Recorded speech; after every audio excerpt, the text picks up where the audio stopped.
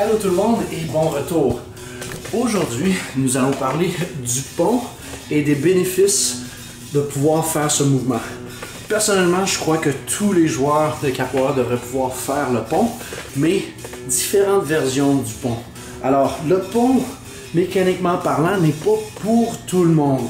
Mais c'est pas parce qu'on est plus vieux ou on a certaines douleurs ici et là qu'on ne devrait pas tenter certaines progressions du mouvement. Une chose qu'il faut comprendre, c'est que le pont va pouvoir nous offrir une multitude de corrections par rapport à notre corps, par rapport à la façon qu'on bouge, si c'est fait efficacement. J'aimerais prendre le temps par contre de parler de certaines choses que plus on est grand, plus on est lourd, plus nos os sont larges, plus que ça devrait être difficile d'effectuer certaines versions de ce mouvement-là, mais ça ne veut pas dire qu'on ne devrait pas tenter puis faire certains mouvements en progression un peu plus lentement.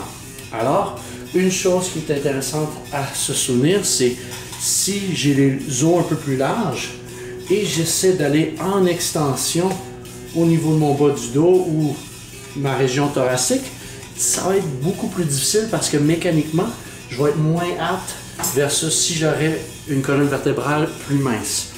Une autre chose à laquelle c'est important de penser, c'est même si la capoeira est un sport fantastique, comme tout sport, il peut y avoir des mouvements qu'on répète trop souvent par rapport à notre mécanique et il faut faire en sorte de ne pas compromettre certains joints. Ce que je veux dire par là, c'est si on analyse la capoeira en tant que telle et qu'on divise un peu les régions du corps et le type de mouvement qu'on fait, on va se trouver à faire beaucoup de mouvements de poussée. Donc si je regarde mon haut du corps, lorsque je vais être enrôlé au sol, je pousse le sol avec ma main.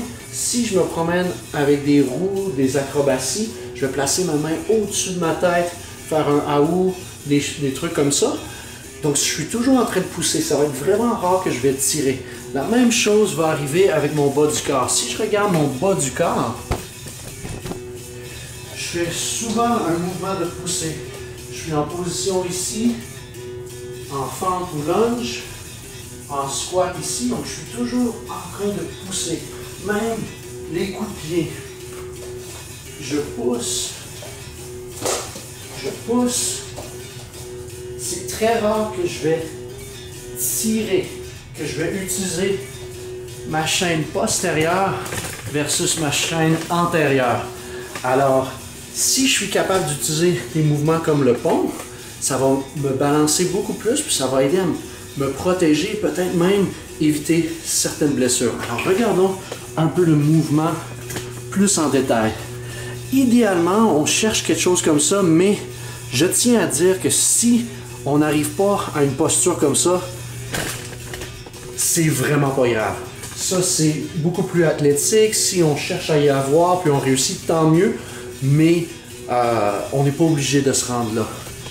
Regardons un petit peu exactement à quoi ça ressemble ce mouvement-là. J'ai mon joueur ici en extension. L'extension est faite à partir de ses hanches. Donc, on pousse les fesses vers le haut, on serre les fesses.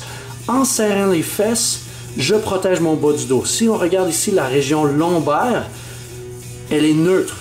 C'est la région thoracique ici qui est en extension. Donc ici, c'est la région à laquelle on veut développer du mouvement.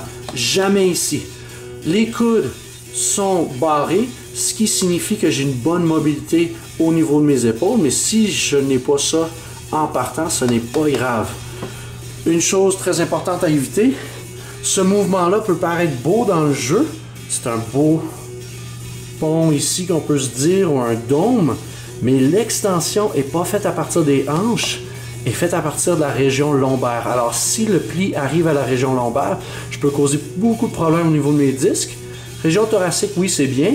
Mobilité des épaules, c'est encore bien, mais un joueur jeune qui sent rien peut peut-être développer des problèmes avec le temps. Alors, il faut progresser, il faut savoir comment utiliser nos articulations pour éviter de se blesser dans ce type de mouvement-là. Une chose qu'on voit un peu plus souvent, qui est plus commun, celle du milieu ici. Alors j'ai une extension des hanches, Mon dos est neutre, il n'y a pas trop de risque. Au niveau de l'extension ou la flexion des épaules, la mobilité des épaules, c'est très limité. Et on voit aussi l'extension de la région thoracique qui est limitée également. Alors, c'est pas une mauvaise chose d'essayer de faire, mais moi, je vous conseillerais plus de progresser peut-être avec un petit banc ou quelque chose pour élever les pieds. De cette façon, on a la même limite au niveau thoracique ici. Notre région lombaire reste protégée par les fesses qui sont serrées et qui font l'extension des hanches. Et de plus, je peux travailler ma mobilité au niveau de mes épaules. Tandis qu'ici, pas beaucoup de mobilité. Je suis plus stressé, c'est plus difficile de respirer, relaxer. Et c'est beaucoup plus facile d'y aller. Si ces progressions sont trop loin pour vous, trop difficiles encore, c'est pas un problème. On n'est vraiment pas obligé de se rendre jusque-là. C'est important à savoir. Oui, c'est bien pour la mobilité des épaules, région thoracique et le bassin, mais on peut tout simplement commencer de cette façon-là. Extension des hanches, je pousse les mains au sol pour activer ma région postérieure, pas juste mes fessiers, mais mes grands dorsaux également. Je respire, je tiens la position et je peux aussi progresser tranquillement avec une extension des épaules en levant le bassin de la même façon. Alors, ce sont des exemples de progression qu'on peut faire. Je vais vous en montrer d'autres tranquillement avec les prochaines vidéos. Je vais commencer tranquillement ma préparation pour aller en pont avec du travail avec ma région thoracique. Prendre un foam roller et je vais travailler ma région thoracique. Par la suite, ce que je fais, c'est que je me place tout simplement de côté et je vais un petit peu plus creux en dessous de mes bras pour vraiment cibler mes dorsaux pour aller enlever la tension que je peux avoir dans cette région-là.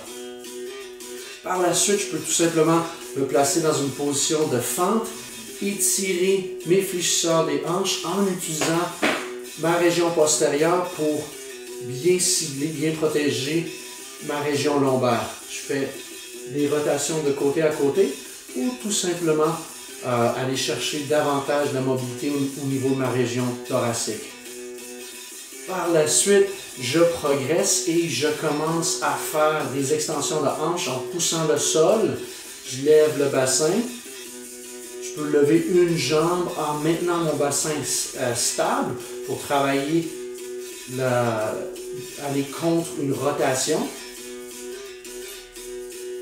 Tranquillement, je vais évoluer mon pont avec mes mains derrière moi en extension. Je soulève le bassin et je respire. Par la suite, j'évolue avec une main en faisant une rotation externe avec mon bras pour vraiment protéger mon épaule. Et une fois que je suis bien mobilisé, que je suis bien prêt, j'y vais avec un pont. J'espère que ça vous donne des idées pour peut-être rajouter à votre échauffement, rajouter à votre entraînement. Si vous avez des questions, des suggestions, des commentaires, laissez-les moi. Puis on va se voir à la prochaine vidéo. Comme d'habitude, merci beaucoup pour visionner et à très bientôt.